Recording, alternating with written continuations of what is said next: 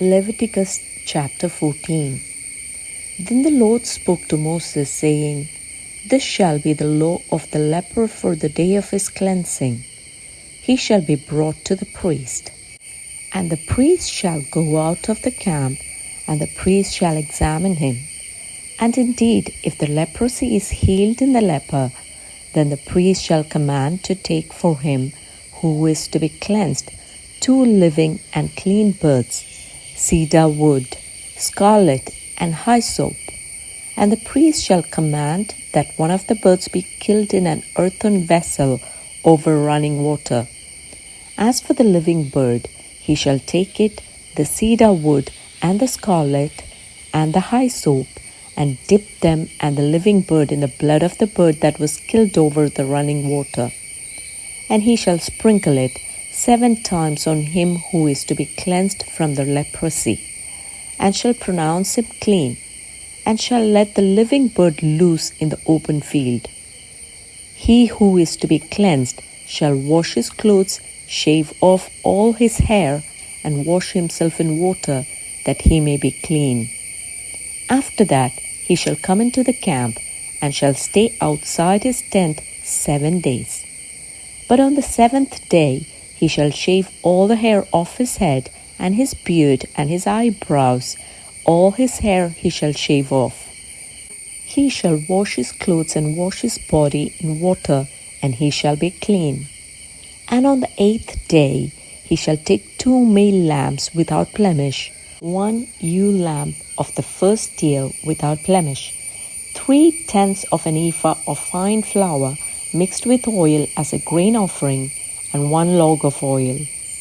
Then the priest who makes him clean shall present the man who is to be made clean and those things before the Lord at the door of the tabernacle of the meeting. And the priest shall take 1 male lamb and offer it as a trespass offering, and the log of oil, and wave them as a wave offering before the Lord.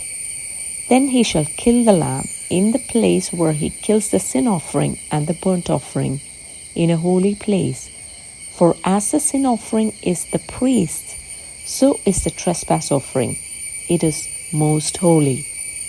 The priest shall take some of the blood of the trespass offering, and the priest shall put it on the tip of the right ear of him who is to be cleansed, on the thumb of his right hand, and on the big toe of his right foot. And the priest shall take some of the log of oil and pour it into the palm of his own left hand. Then the priest shall dip his right finger in the oil that is in his left hand, and shall sprinkle some of the oil with his finger 7 times before the Lord.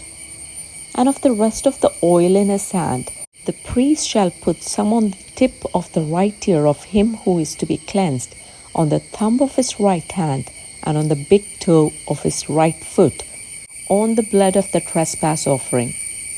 The rest of the oil that is in the priest's hand he shall put on the head of him who is to be cleansed. So the priest shall make atonement for him before the Lord.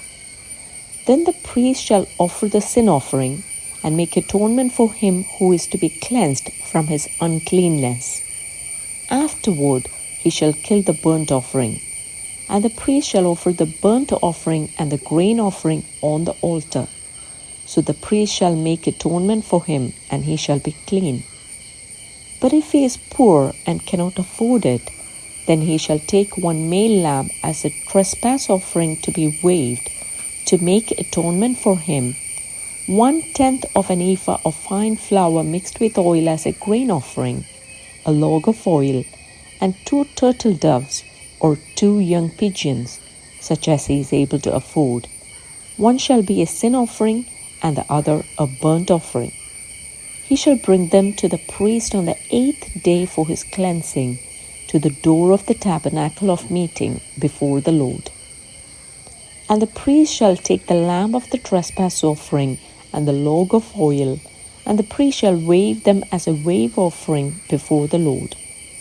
Then he shall kill the lamb of the trespass offering, and the priest shall take some of the blood of the trespass offering, and put it on the tip of the right ear of him who is to be cleansed, on the thumb of his right hand, and on the big toe of his right foot. And the priest shall pour some of the oil into the palm of his own left hand. Then the priest shall sprinkle with his right finger some of the oil that is in his left hand 7 times before the Lord. And the priest shall put some of the oil that is in his hand on the tip of the right ear of him who is to be cleansed, and on the thumb of the right hand, and on the big toe of his right foot, on the place of the blood of the trespass offering. The rest of the oil that is in the priest's hand he shall put on the head of him who is to be cleansed, to make atonement for him before the Lord. And he shall offer one of the turtle doves or young pigeons, such as he can afford, such as he is able to afford, the one as a sin offering and the other as a burnt offering with the grain offering. So the priest shall make atonement for him who is to be cleansed before the Lord. This is a law for one who had a leprous sore, who cannot afford the usual cleansing. And the Lord spoke to Moses and Aaron, saying, When you have come into the land of Canaan, which I give you as a possession, and I put the leprous plague in a house in the land of your possession, and he who owns the house comes and tells the priest, saying, It seems to me that there is some plague in the house. Then the priest shall command that they empty the house before the priest goes into it to examine the plague, that all that is in the house may not be made unclean, and afterward the priest shall go in to examine the house.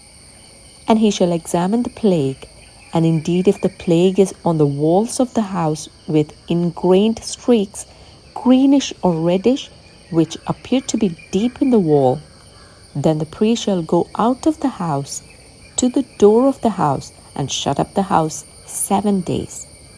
And the priest shall come again on the 7th day and look. And indeed, if the plague has spread on the walls of the house, then the priest shall command that they take away the stones in which is the plague, and they shall cast them into an unclean place outside the city. And he shall cause the house to be scraped inside all around, and the dust that they scrape off they shall pour out into an unclean place outside the city. Then they shall take other stones and put them in the place of those stones. And he shall take other mortar and plaster the house. Now, if the plague comes back and breaks out in the house, after he has taken away the stones, after he has scraped the house, and after it is plastered, then the priest shall come and look. And indeed, if the plague has spread in the house, it is an active leprosy in the house, it is unclean. And he shall break down the house, its stones, its timber, and all the plaster of the house, and he shall carry them outside the city into an unclean place. Moreover, he who goes into the house at all while it is shut up shall be unclean until evening. And he who lies down in the house shall wash his clothes, and he who eats in the house shall wash his clothes.